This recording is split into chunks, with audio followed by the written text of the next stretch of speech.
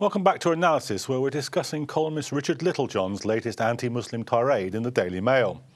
The Leveson report into press standards highlighted anti-Muslim biases in the press, but has the press taken any notice?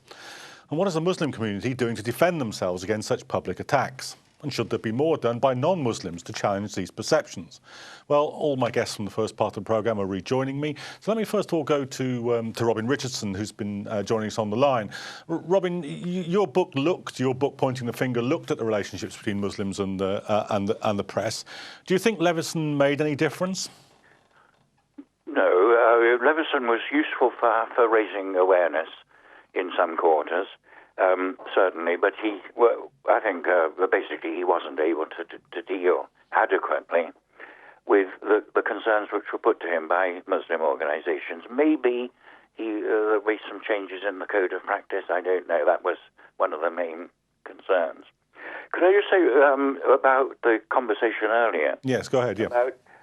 I do suspect that the Littlejohn article is actionable. Whether there will be a case is a different matter, but it was, in my view, it overstepped the mark of not just of courtesy, but of the law. But the question is, what can we do? And we is everybody, but our speakers are non-Muslim. There are two things to do. One is not only to condemn, which was said earlier, but to deconstruct. But that article, as I said earlier, was clever. I'm sorry to say that, but I admit it was a clever piece of journalism, and it needs equally clever deconstructing and showing the ways in which it was obnoxious and unethical and unprofessional. The second thing, besides deconstructing, is that the condemnation must come from all of us, non-Muslims as well as Muslims. It might be expecting too much to expect, say, Labour politicians to denounce the Daily Mail. I'm sorry to say they're frightened of the Daily Mail. But it would be entirely reasonable to expect the Prime Minister and Mr Clegg to come out against Littlejohn and against the Mail. It would be entirely reasonable to expect some members of the House of Lords to do so.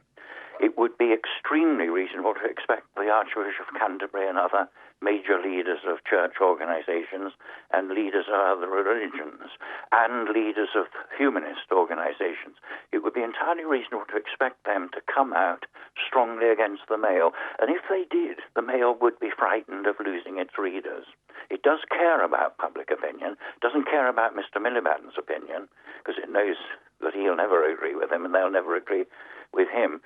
But they'd be frightened of the sort of leaders that I have mentioned, mainstream leaders without an axe to grind. Okay, well, let me just take up some of those points and show. Brian, the Leveson inquiry, ran into the sand, and now the press are bringing forward a series of proposals of their own. Is there likely to be any redress or any further redress or improved redress in cases like this? Well, I mean, the first thing I would say is I don't think I wouldn't agree that the Leveson process has run into the sand. We have a royal charter which provides a framework for, as it were, satisfactory, independent, effective press self-regulation. And I'm confident, more than hope, I'm confident that that will eventually take root. But in the meantime, the press are still, or a large proportion of the national press, are still trying to avoid the consequences of their wrongdoing in the past.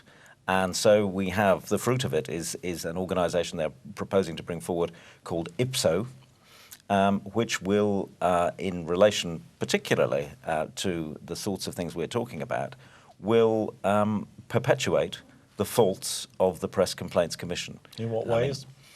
Well, one of the notable things about IPSO is that it will not accept representative group complaints. So we looked at the figures for the PCC, which has never accepted representative group complaints. Well, has occasionally done so, but as a policy, it tends to reject them. We looked at their complaints from last year, and there are hundreds of cases of them rejecting a complaint simply because it comes from a representative group rather than the affected individual. Now, if you think about that, they're saying we don't care if this concerns a real breach of the code. You can't bring it to us. They don't care if a newspaper has really overstepped the mark if the complaint comes from a representative group. That seems to me to be utterly wrong. So, for instance, the kind of letter which the Muslim community has got together in response to the Littlejohn article, that couldn't be sent to the old PCC and couldn't, if this goes ahead, be sent. They would be rejected out of hand before even being considered as a complaint. I mean, before the merits of it were considered. I do think. I mean, I accept the point about its libel possibilities. That is, as it were, a different issue. I think that it would be difficult to frame a complaint about this article that, in terms of a code of practice for journalists, because one of the aspects of journalism is that people have to be free to express opinions. I'd come back to that. This is, egregious as it is, clearly an expression of opinion. So in those terms, it might not fall under the remit. But the idea that in principle and in general, ipso will reject complaints because they come from representative groups disempowers people, the most vulnerable people in society, removes from them. Normal people out in the street don't think of complaining to the PCC. A representative group might. And also, if you look at offences committed against groups, who is going to be able to bring complaints in those terms? Nobody. Jamal, well, let's talk about the sort of response of the Muslim community here. I mean, I think, as Malcolm X said, the squeaky wheel gets the most oil. Is this wheel squeaking enough? Certainly not enough. I think there is new initiatives and measures now actually coming amongst parts of the Muslim community. Obviously, it is quite a disparate community. It's well spread out.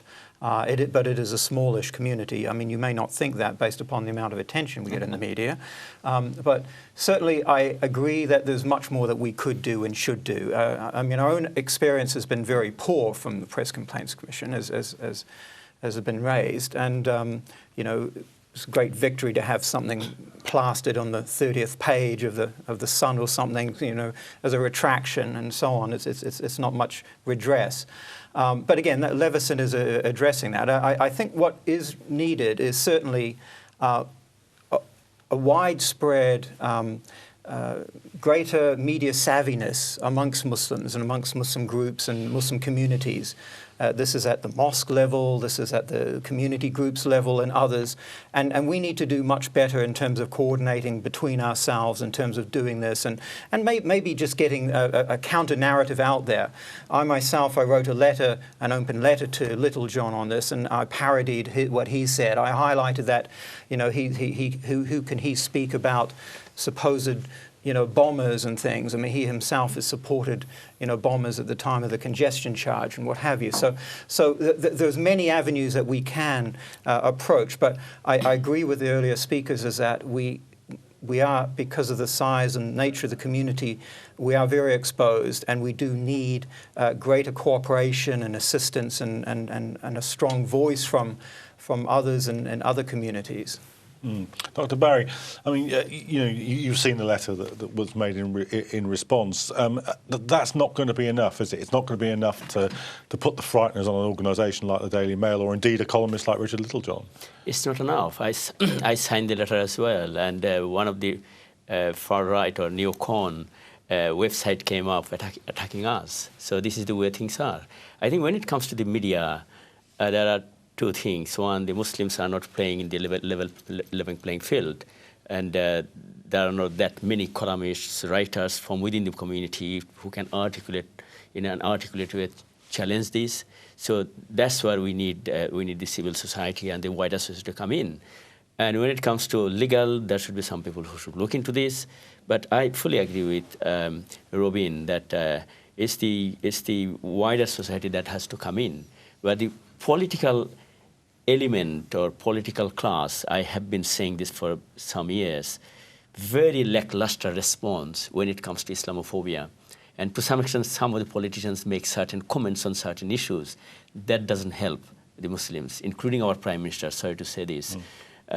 So it's important that there is a political will, And the wider society comes not only for the defense of the Muslim community, but for the defense of the civil liberty and the community harmony. But you raised a very pertinent issue in the beginning. How many Muslim employees does the Daily Mail have? So this is an issue that should be tested. Mm.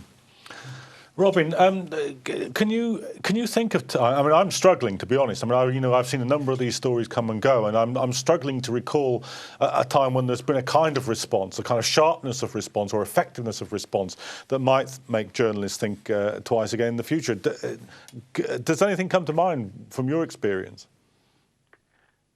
Well, I think if this were condemned from people who are not themselves Muslims, that would help enormously.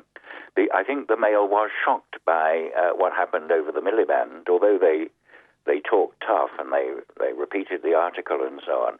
They were not at all pleased to have public school headmasters, for example, and bishops of the Church of England and various other people who aren't natural opponents of the Daily Mail coming out and saying that that was a wicked anti-Semitic slur. So the Mail is vulnerable if the criticism comes from people whom it can't rubbish. The criticism has got to be subtle and nuanced. And I think that the MCB letter last week was very good. There was, so as far as I could tell, there was only one non-Muslim amongst the signatories, and that struck me as a pity. And it focused, understandably, on the insult to the whole Muslim community, but it might have been more powerful if it had also defended the particular organization that was slurred and arguably defamed, possibly criminally defamed in that article. Mm. Brian, I mean, that's an interesting take on the whole Miliband affair. Would you say that the Mail lost that round with Miliband? Yes. I mean, I think, how do we define lose? I mean, I think one of the things that they're trying to do is draw attention to themselves. And in a way, we're serving their interests here. And I think, Richard Littlejohn is clearly a sort of empty vessel rattling away furiously to try and make us look at him and talk about him. But I think as well, the Mail is now moving into a world where it needs hits online, and generating that sort of controversy is one of the sort of commercial means of keeping the company going and keeping the profile high. There may be an element of that sort of desperation at work here. But I agree entirely with what the other speakers have all said, which is that the way to deal with this is surely to express as a society our distaste for it and our revulsion for it, and make clear to the Mail that this is not acceptable conduct in a diverse society. Mm. I mean, Jamal, would you welcome? I mean, Robin was suggesting that there might well be a legal possibilities here. Would you advocate that? Would you welcome that? I mean, I guess I can think of a few occasions where that. I mean, George Galloway is extremely good at picking up on libels and winning cases sometimes against the press. Would you advocate that? Yes, I agree. I mean, one has to use what's available, and it is where it is appropriate. I'm not sure whether it was in this case, but it is being examined. But echoing some of the earlier thoughts, if you look at the attacks on Miliband and his father and the attacks on Harriet Harman, there's clearly a political agenda there. I don't think it's just a question about popularity and getting hits in the web pages and what have you, and obviously being a right-wing paper, that's understandable. But one's got to really question here, what is that political objective in terms of trying to vilify the Muslim community? I mean, it's not as if at this time, here we are with the Ukraine falling apart, the economy is bouncing along, we've got serious problems in Syria. Why would they pick on a family outing in Legoland to put this awful smears against the worst types of stereotypes? So I think it's this undercurrent of absolute bad taste which is being directed towards this Muslim community, which really needs to be addressed. And Sadly, I don't think the real legal mechanisms are there. It is a tool and it can have some value, but I don't think it's enough. I think we need to get this message. The Muslim community needs to get its message of who we are out much wider in terms of its neighbours and, you know, constituents, but equally the politicians, the press barons, the others which really have the levers of power, they need to take another look at themselves and actually see what is going on here. And this is why, whilst Leveson was very welcome, and we're yet to see whether, you know, all of those proposals are going to be adopted. We know Cameron has backtracked on many of them, you know, but it's along that lines of accountability. We're not against the freedom of speech. It's the freedom of political accountability which these newspapers have, and nobody is challenging that, and nobody is worried by that. It's this, you know, freedom to abuse, to insult, to vilify. You know, what type of society are we going to have when these types of attacks, not just against Muslims, against other people, you know, can be just brushed off? You know, the attacks on religion generally in recent months and years, I think, is going down a very, very dangerous path. Dr. Barry, I mean, do you think that we've been talking about, Brian was raising the question of, you know, the Mail's, you know, at least looking at its online hits and whatnot. Is there an online response to be had here? I mean, Owen Jones, the Labour-supporting columnist for The Independent, started off a petition against the Daily Mail over the Harriet Harman thing, 28,000 signatures in 3 or 4 days. Would that be a way to go?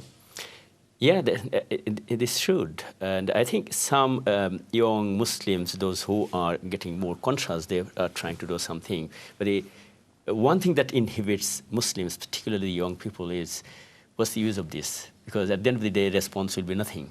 So there's a sort of despondency creeping in the Muslim community, which is not good for Muslim community. So for that to happen, we need our younger generation to come up, and then it needs real support from the wider society.